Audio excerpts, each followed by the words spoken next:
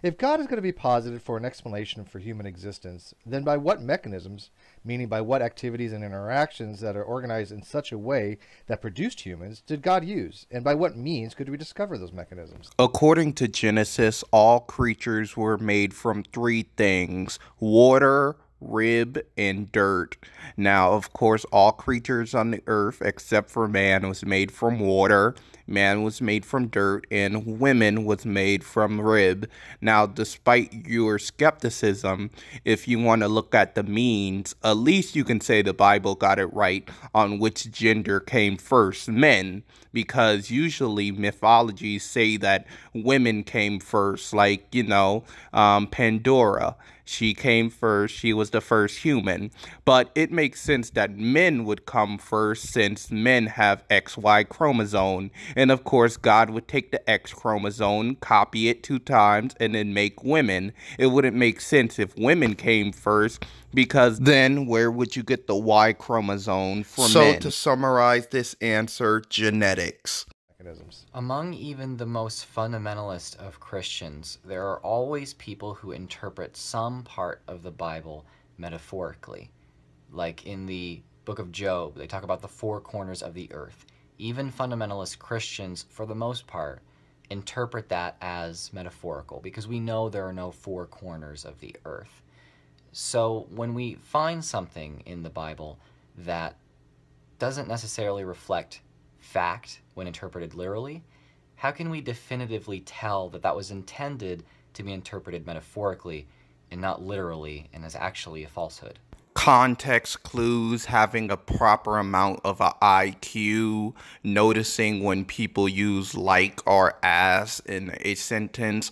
All of these are good measurements of reading comprehension of a basic 6-year-old, my man. I mean, that's just it. And of all the things you could ask about the book of Job, the four corner things is the one you truly want to know. I mean, you don't want to know why God tortured a man who was righteous and never did anything at all. None of this. I mean, a little bit strange to ask, but it's your life. And the four corner things was a reference to how there's 4 ways you can go: north, south, east, west. Everybody knows this. What are your reasons for not being a Hindu, Muslim, Buddhist, or follower of one of the many other non-Christian faiths? Is it because you've devoted enormous time and energy to systematically investigating and debunking all these other religions? If you haven't done this, how can you in all honesty claim that your religion is superior? And if you're only a Christian because you happen to have been born into a Christian family,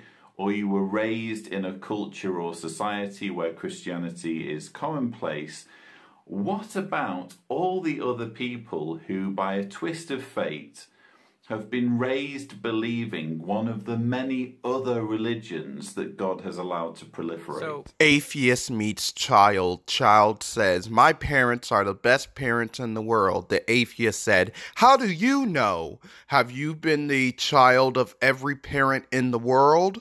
Atheist meets newlywed. Husband says his wife is the best wife in the world. Atheist says, "How do you know? Have you been engaged to every person in the world?" I Think Murder Was the Case was the best song ever. How do you know? Have you heard every song? You get the drift. But to give an oversimplified answer to a overcomplicated question, the reason why I pick Christianity is that's the religion God has revealed himself to me. And I just like to say Christianity is so diverse that it's barely even one religion. I mean, think of it. What does Mormons and Amish people have in common when it comes to it? Kyle asked me to come up with a question for Christians. I had a really hard time choosing just one. I mean, much of the Bible makes no sense at all, but I wanted to choose a question that really gets to the heart of the religion, and one that would apply to most, if not all, Christians, no matter their denomination. And so I decided to go with the supposed resurrection of Jesus Christ and the reason why he had to die in the first place. Here's my question. Why would an omnipotent, all-powerful God need a human sacrifice in order to forgive people their sins? If this being is truly capable of doing anything, has unlimited power and resources, and is all-loving, Why would it require a brutal torture and killing? Why would it need a blood sacrifice and not just simply forgive people their sins? Especially if it knew their motivations and could judge people according to their intentions. This question has always baffled me, even when I was a Christian. Anyhow, thanks for inviting me to take part in this video, Kyle. The best way I could put it is Jesus died for your sins so you can live in his righteousness and life, and know that you, if you choose him, will come back to earth and live forever in peace and harmony. Also, Jesus had to die so, the laws die with him, because many of the Jewish laws were very strict and kind of wouldn't work for the modern day, like the law about stoning adulterers, which Jesus stood against that law, and that's why he said, who forever did not do any sin cast the first stone. So that's one of the reasons. Cheers. A variety of religions, from ancient Greek beliefs to Native American beliefs, both past and current, account for gods that have relationships with their believers and with their servants. Why do you feel like the relationship that you claim to have with Jesus Christ is somehow special or unique, and somehow invalidates how all other believers feel about their gods and their connections with their gods? Incel Harry Potter, your ancestors, the Greeks, stopped believing in their various gods, and your ancestors also, the British, murdered pretty much all the Native Americans, so there isn't really much left to even have a religion or still practicing their religion, so that pretty much clears it all up. Hello everyone. In the Old Testament, God didn't like all the unrighteous people on earth. So why did God choose to get rid of all of them with a global flood? Presumably he could have made them painlessly vanish with a silent snap of his immaterial fingers. And why, after flooding the whole earth, did God decide to hide all evidence of his act? It wasn't so much the world, but the heavens, which, angels came down and had sex with the human women, causing giants to roam upon the earth. So God pretty much washed them all away. And hidden, come on, man. There's evidence out there that the flood happened. How come there's various stories and accounts telling about it? Come on. Why is it that the believers in every religion in history were wrong about their respective religion, despite having the same amount of conviction and evidence as you do for Christianity? It seems to me that you're already an atheist when it comes to all other religions in history, but somehow the one you happen to be born into is the one correct one. Well, Jewish people, Muslims, and Sikhs believe in the same God as I do, and I would argue if you believe in some sort of higher power, you are correct. So technically, they wasn't wrong throughout history. It's just that I found a even more correct image of the higher power, in my personal opinion. If God is all-powerful and all-loving, why does he require blood in order to grant forgiveness? Old Testament or New, something had to die before he could forgive anyone. Human beings can forgive each other without there being a death first.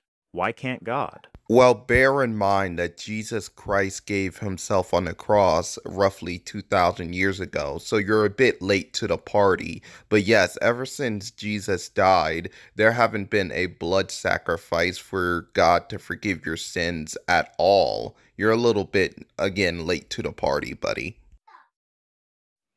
If you've never been to the ends of the earth, if you've never been to every planet, if you've never been to the corners of the universe, how do you know other gods don't exist?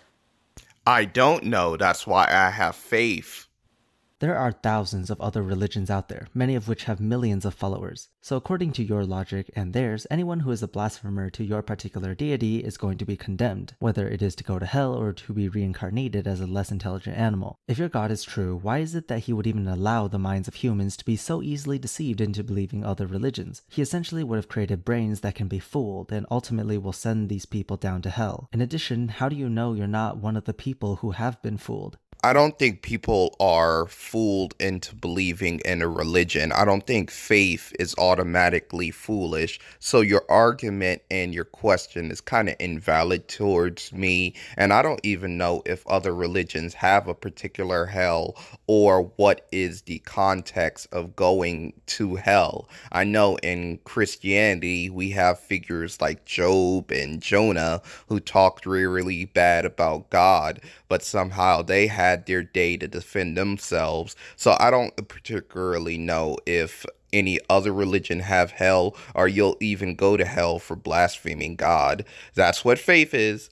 Truth doesn't fear curiosity, testing, or doubt, which inoculate us against charlatans and scams. But if your beliefs stand up to scrutiny, then why is doubting Thomas vilified as the bad guy for utilizing the scientific method, while the rest of the disciples are congratulated for following like blind? What? Are you kidding me? I can tell that this guy haven't read a Bible ever in his life. But you realize Peter was rebuked by God, by him saying, "Get behind me, Satan." And you realize what Judas did, right? This is a horrible question right here. So, in most sections of Christian theology, there's typically one of two afterlives you'll get into when you die. There might be different subsects of this, but generally speaking, there are these main two ones, heaven or hell. So my question would be, why would you want either of those? Let me lay it out. You can either go to heaven and have no free will, or you can go to hell and burn forever. Take your pick. If you go to heaven, everything's happy at all times, which means you're not allowed to feel sadness. You'll be worshiping God until the end of days, and there's going to be no end of days, so it's going to keep going forever and ever, which means you effectively have no will of your own. You are forced to worship this deity until who knows when. Now, if you go to hell, then you're going to be burning forever, but at least you have your free will. In neither of these are you given a choice or a chance to be anything but what you will be shaped and molded into. In both of these, you will effectively be a slave, whether you have your free will and you're burning and tortured, or you have no free will and thus are effectively stuck in unending servitude. I don't believe either of these places exist, and I have no reason to believe either of these places exist, but it seems that a lot of Christian theists want these places to exist. And my question would have to be, why? Both of them sound absolutely abysmal. Look, I checked out your channel, and it turns out you're gay, so don't worry about the fears of going to heaven. And hey, if you go to hell, at least your feet won't touch the ground, because fairies can fly. I'm just kidding. But all kidding aside here, what about purgatory or staying on Earth and, and pretty much haunting people or being reincarnated? There's many ways you could go when it comes to death. But otherwise, my man, it's not really your choice. It's God's choice. I mean, I guess you choose by your sins, but only the grace of Jesus Christ can save you. Both of us believed in God. It meant everything to us. It colored how we saw the world. It gave us meaning, and it gave us strength. Then one day, we couldn't. We had questions, we had doubts, and they couldn't be answered. We searched. We wanted to, and we tried. We struggled to make ourselves believe again. But we couldn't pretend we did without knowing that it was a lie. So here's our question. Can a person simply choose to believe in something that they are not convinced of? If not, and God created our brains to require a certain level of evidence in order to be convinced, why has He chosen to not provide that level of evidence for us? Even though we both wanted to believe. Look, if your faith is as good as your animation, I can tell why you became an atheist. And a person believing in something that they're not convinced of is the basic definition of faith. So to answer your question, yes. Often, creationists will characterize the Big Bang as something magically created from nothing. But then you have creationists who literally believe a supernatural being created the entire universe. Literally something magically from nothing. My question to you is why is the first one irrational but the second one logical? Because the first one is based on physical science, and science by nature needs more scrutiny because it comes with the scientific theory, which the basis of the scientific theory is scrutiny, I guess. We atheists get asked all the time what the basis of our morality is. It's as if because we don't have some holy book or we don't worship a god, we have no true way of having a moral compass. Call me crazy, but I don't think you have to have the promise of heaven to see that doing good is just good. Well, the basis for my morality is simple. I believe that doing the most good and the least harm benefits not only me, but those around me. I believe that things like kindness and love and laughter benefit not only me, but those around me. However, I also believe that things like judgment, condemnation, and a willful ignorance to follow something that has no basis set in reality or backed up by evidence is ultimately harmful. And not only to me, but to those around me. So for my question, I'd like to turn the tables. What's the basis for your morality? Is it the Bible? Is it really the Bible? That same Bible that doesn't condemn slavery or rape. Instead, it says things like, if your daughter is raped, she should marry her attacker. Or, if you're a slave owner, and you find yourself in the situation where your slave is unruly, you are within your right to beat him within an inch of his life. So many scriptures. 66 books. Filled with thousands of pages. Hundreds of thousands of words. But not one of which says that rape or slavery is morally wrong. So what's the basis for your morality again? There was this quote in Ecclesiastes that says, the more words, the less meaning. And I think that summarized my basic wasting of 2 minutes watching this guy blabber on. Of course, the Old Testament does use a reference to slavery, but slavery will always exist. I mean, look at the prison system.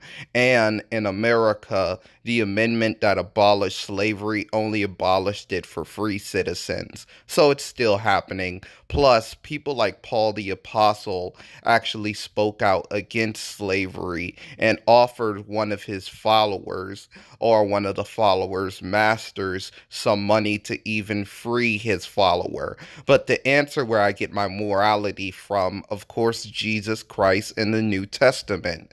That's where I get my morality from and my reference point to what is and isn't just. And you say good, like good is a subjective or objective term. What do you mean good? Are you talking about the golden rule, treat others how you want to be treated? By that standard, if I wanted to kill myself, I have the right to kill you. But yeah, I'm just going to wrap it up right here. I mean, this was the B-list questionnaire of Athiest, and I'm just going to end it. Leave a like, subscribe, and I'm out of here, guys.